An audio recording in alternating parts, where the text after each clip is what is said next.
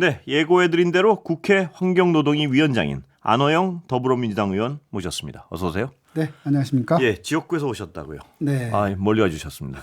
예.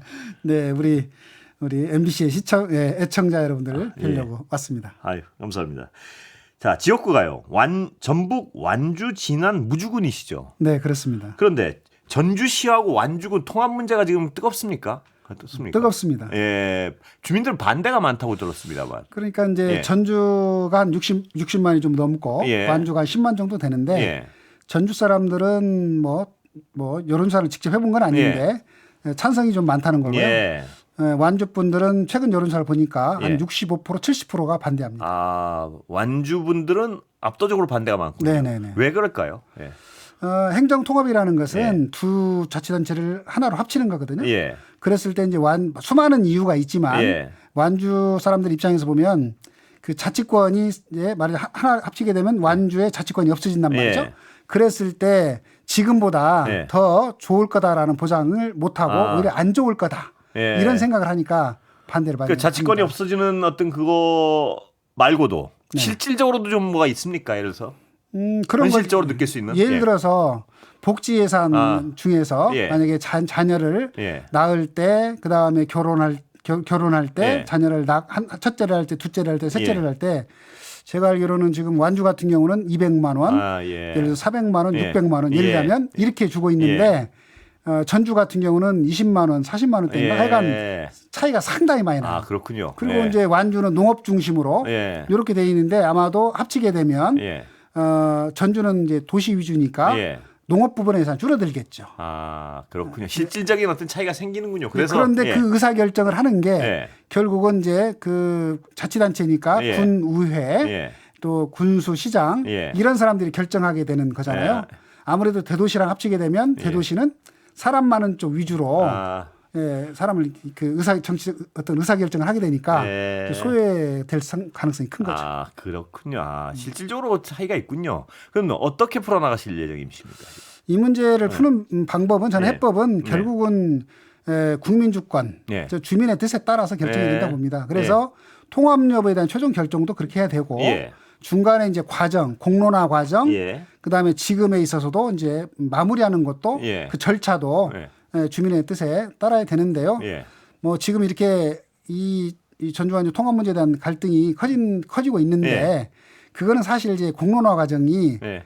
제대로 좀 안 돼가지고 그래. 그 갈등이 커진 이유가 크고요. 예. 그러다 보니까 이제 지금 이게 그 소모적 갈등이 장기화되면서 상당히 힘들어라 해요. 예. 그래서 이제 지난번에 윤호중 장관님과 예. 도지사 또 저하고 또 예. 이성윤 국회의원, 전주시장 또 완주 군수 네. 이렇게 6명이 모여서 이 부분에 대한 결정 그 절차 진행에 대한 결정권을 예. 윤호중 행안부 장관이 갖고 있으니 예. 좀 빠르게 좀 책임 있고 네. 빠르게 좀 결정해 달라 이렇게 예. 요청을 했고요. 다만 여기서 쟁점은 예. 확실하게 결정 짓는 방법은 주민 투표인데 예. 이 주민 투표를 하게 되면 비용도 들어가고 예. 또 갈등도 커질 수가 있어요. 그럴 수 있죠. 그래서 그 주민 투표가 필요한지 여부를 사전에 한번 여론조사를 해가지고 예.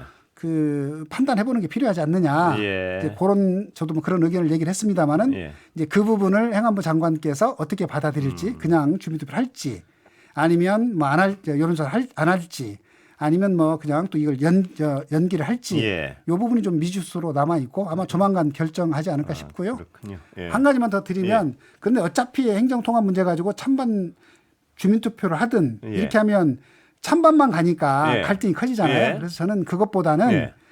전주와 완주 양 주민이 서로 상생할 수 있는 방법, 예. 인정할 수 있는 방법. 예. 그게 이제 서로 자치권을 인정하면서 서로 협력하는 거. 예. 특별자치단체를 통해서 하면은 그 문제가 해결된다고 보거든요. 예. 저는 제3의 대안으로 네. 이런 특별자치단체 거기에다가 전주, 완주, 익산까지 더만 100만 정도 되니까 예. 그런 규모의 경제를 이루면서도 함께 상생할 수 있는 방안을 예. 찾아볼 필요가 있다. 예. 이렇게 해법을 찾으시기 얘기를 바라겠습니다. 예. 이번에 환경부가요. 네. 기후에너지 환경부 됐습니다. 네네. 그런데 환경노동위원회 위원장 맡고 계시잖아요. 네. 예. 정확하게 이제 이름이 이제 바뀌었으니까 예. 기후 에너지 환경 예. 노동위원회로 바뀐 거죠. 아, 그러니까 줄임말은 어떻게 씁니까? 뭐 깁니다. 그래서 그게 좀 말이 좀 요즘 그래서 예. 약칭을 어떻게 할까 지금 예. 논의를 하고 일단은 있는데요. 오늘까지 기후 예. 노동 다수설이 예. 기후 노동위원회입니다. 기후 노동위. 기후 노동위. 노동위. 예. 그러면 기후 노동위에서는요. 이번에 가장 쟁점이 뭡니까? 국감에서의.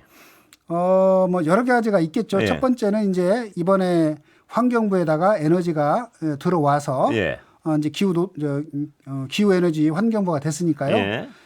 그 측면에서 보면 어떻게 하면 기후 위기 대응을 효율적으로 잘할 거냐. 예. 관련해서 이제 NDC 목표 2035년 예. NDC 목표를 재설정하는 문제. 그 다음에 이런 것들을 효과적으로 하기 위해서 에너지를 예. 어떻게 이제 재생에너지 체제로 전환할 거냐에 예. 관련된 이제 그런 문제들이 많이 나올 예. 거라고 보고요. 이제 노동 측면에서는 그 산업 안전의 문제, 예. 또 임금 체불의 문제, 이제 이런 것들이 예. 노동권 보장에 관련된 예. 문제들이 많이 이제 문제될 거라고 봅니다. 이 기후 노동위원회에서도요.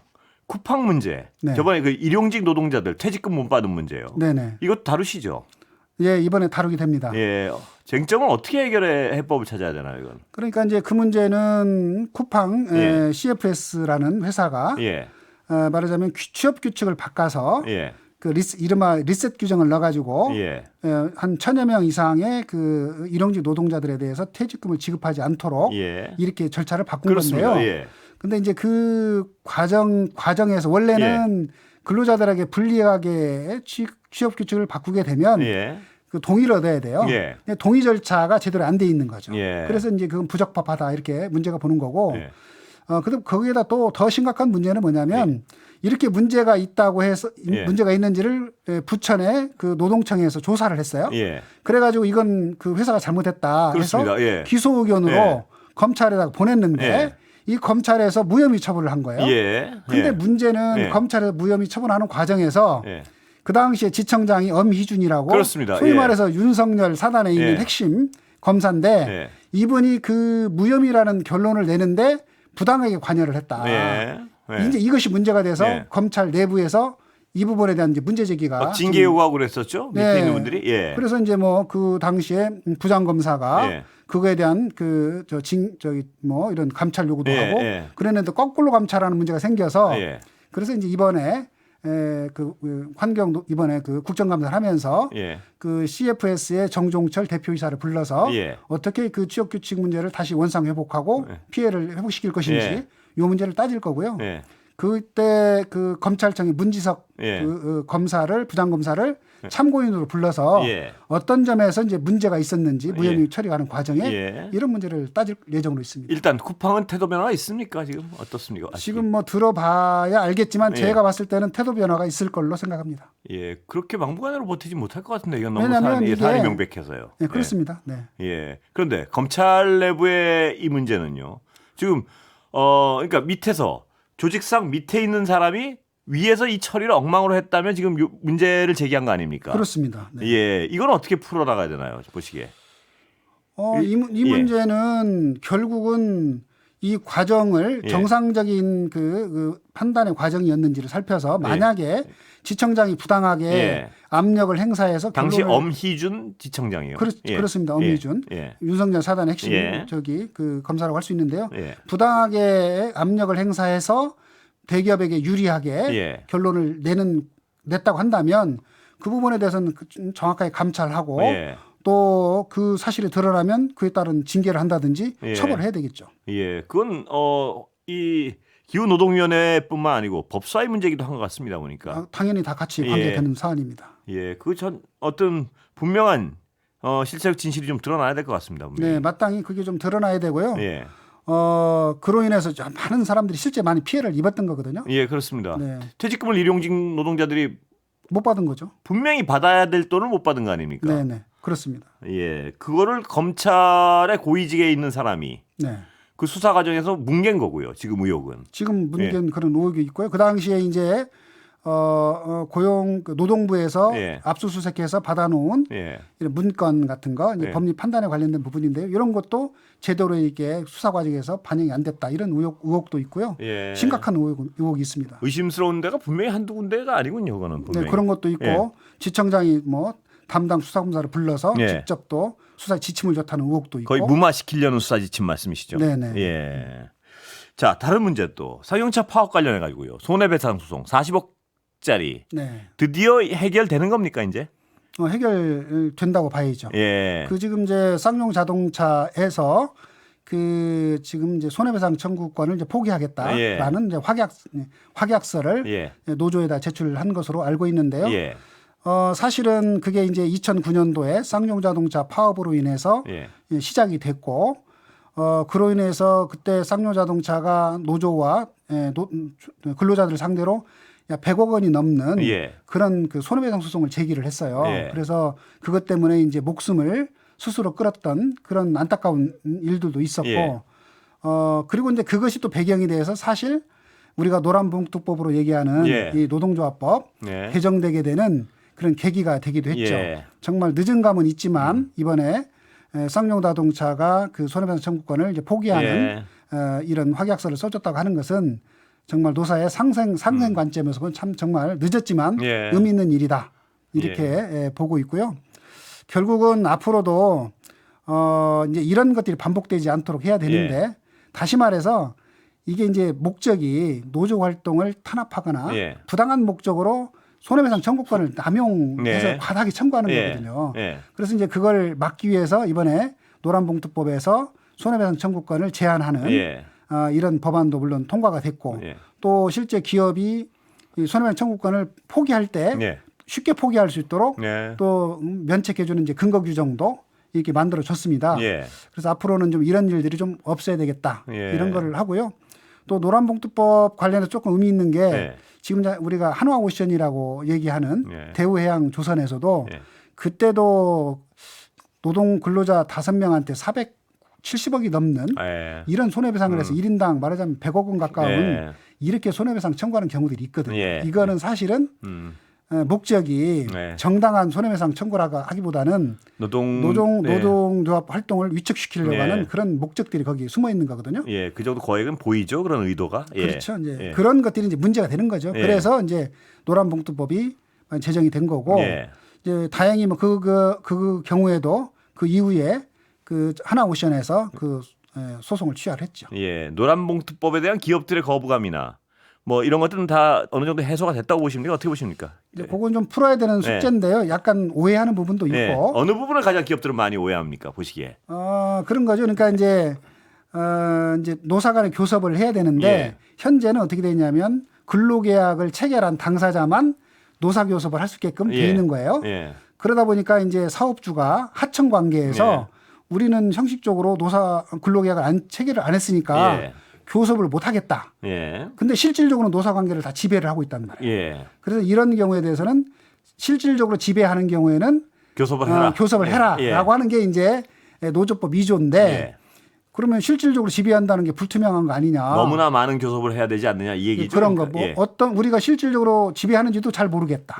그다음에 하청업체가 많으면 맨날 말하자면 교섭만 해야 되는 거 아니냐. 이런 부분에 대한 그 불만들이 있는데요. 근데 이제 이 실질적으로 지배한다고 하는 것은 과거에 이미 판례에서 나왔던 거를 법률로 이렇게 규정한 것이고 또 앞으로 실제 이제 그 고용노동부하고 우리 국회에서도 실질적으로 이제 어떤 경우가 실질로 지배하는 경우인지 다양한 사례를 가지고 지금 연구를 좀 하고 있습니다. 그러니까 그거에서 어떤 논란이 없도록 명백한 규정을 만들 것이다. 그런 그 기준들을 사례들을 가지고 어떤 기준들을 좀 명료하게 만들어서 말하자면 예측 가능성을 높이겠다. 그런 준비를 좀 하고 있습니다. 그 논의에는 기업도 참여하고 있습니까 지금? 네, 그 고용노동부에서 그 TF팀을 만들어서 하고 있고요. 고용노동부가 전문가, 그다음에 또 우리 경영계, 노동계 이쪽의 얘기를 좀 다 듣고 있습니다. 산업재해 사망 사고에 대해서는요. 이재명 대통령 취임한 다음에 굉장히 강조를 하고 있는데 상황이 좀 나아지고 있습니까 보시기에? 조금 더 지켜봐야 될 것 같고요. 뭐 좀 부끄러운 말씀입니다만은 우리나라의 그 산재 사망률이 만인율로 따져보면 OECD 사실 1위입니다. 그래서 산재 후진국이라는 부끄러운 오명을 쓰고 있는데 어쨌든 이런 국가적인 차원에서도 그렇고 또 개인 입장에서도 살기 위해서 일하러 갔는데 일하다가 사망하는 경우는 있어서는 안 되는 거 아니겠습니까? 그런데 물론입니다. 이제 그 원인은 다양하다고 봐요. 말하자면 그 제도의 미비점도 있고 또 기업의 책임 문제도 있고 뭐 근로자의 가실 문제도 있겠죠. 그러나 가장 저희들이 봤을 때는 이 안전에 대한 사람은 언제나 실수할 수 있으니까 실수를 막기 위해서 안전 설비를 두고 또 인력을 배치를 해야 되거든요. 근데 그건 다 돈 들어가는 거예요. 그렇죠. 그러니까 이제 기업 입장에서는 이런 것들을 제대로 갖추기 위해서 들어가는 돈을 말하자면 이제 아까워해서는 안 되는데 아까워하다 보니까 좀 소홀히 하는 거죠. 그래서 이제 이런 문제를 제대로 하기 위해서는 기업가들도 인식이 좀 바뀌어야 될 필요가 있고 그러기 위해서 제도를 좀 잘 만들 필요가 있죠. 그래서 이제 만약에 안전을 소홀히 해서 중대재해가 발생한 경우에는 처벌하겠다고 해서 이제 중대재해처벌법도 만들어진 거고 또 같은 유형의 사고가 계속해서 반복되는 경우에는 이번에 이재명 대통령께서 말씀하신 것처럼 뭐 과징금이라든가 아니면 등록말소 같은 이런 제재도 이제 또 강구를 하는 거죠. 다만 이제 중요한 거는 그런 제재에만 방점이 찍혀 있는 건 아니고 실제로는 예방하는 게 더 중요하다. 그래서 건설업을 중심으로 해서 큰 원인이 되는 게 말하자면 공기에 단축되거나 공사비가 너무 낮아가지고 이게 산재 원인이 되기도 해요. 그래서 이번에 이제 정부가 종합 대책을 발표를 하면서 적정 공기 또 적정 공사비를 또 보장도 하고 또 실질적 근로감독관들이 가서 현장에 가서 잘못된 것을 또 지도도 해주고 하는 부분도 그리고 또 이제 그런 걸 잘 못하는 그런 중소기업한테는 컨설팅이나 이런 것들을 지원해주는 그런 예방에 대해서도 정말 여러 가지 대책들을 세우고 있습니다. 그런데 지금 여러 가지 어떤 좋은 대책을 말씀하셨는데요. 분명한 건 분명 이 예방을 위해서 드리는 돈이 이 사람이 다쳤을 때 들어가는 돈보다 더 비싸니까 기업들이 꺼리는 거 아닌가요? 그러니까 예를 들면 사실 이제 근본적으로 보면 그런 부분이 있는 거죠. 그래서 제도를 잘 바꿔서 만약에 그 예방을 안 해서 만약에 문제가 생기면 그게 더 큰 불이익이 되게끔 그게 더 훨씬 많은 비용이 들어가게끔 하면 기업들이 당연히 조심을 할 거 아닙니까? 그런 방향으로 이제 바꾸는 거죠. 그래서 이제 그 맥락에서 중대재해처벌법이나 아니면 뭐 이런 과징금, 등록말소 같은 것들이 한편으로 보면 그 도입이 되면서 또 동시에 이 처벌이거나 이것만으로 되는 게 아니라 사실은 이제 원인을 발생하지 않도록 예방하는 측면에서도 또 대책을 세워줘야죠. 그러니까 이제 형사적 처벌로 조심하게 하는 것도 방법이지만 그렇죠. 어떤 돈으로 처벌을 해야지 기업들이 그 비용 부분에서 훨씬 더 비싼 거구나 이게. 그게 이제 말하자면 이제 과징금 같은 거죠. 예를 들어서 이익 본 것에 몇 배를 말하자면 뭐 사고가 한번 발생하게 되면 그런 경우에 이제 그 부담이 크죠. 그러면 이제 아무래도 더 예방을 위해 노력을 하게 되는 면이 있는 거죠. 마지막으로 하나 지금 시간은 다 됐는데요. 뭐 혹시 국민들에게 드리고 싶은 말씀이나 이 환경 노동 관련해서 한 20초만 시간 드리겠습니다. 시간은 딱 꽉 찼습니다. 정말 전 세계적인 기후 위기가 심각한데요. 이번에 그 환경부의 에너지 부분이 왔습니다. 그래서 우리가 그 기후위기 대응을 위해서 정부가 다시 바뀐 만큼 우리 정부하고 또 국회가 이런 기후위기 대응을 위해서 노력을 하는데 국민 여러분께서도 관심 가져주시고 적극 응원해 주시기를 부탁드립니다. 여기까지 듣겠습니다. 더불어민주당 안호영 의원이었습니다. 고맙습니다. 네, 고맙습니다.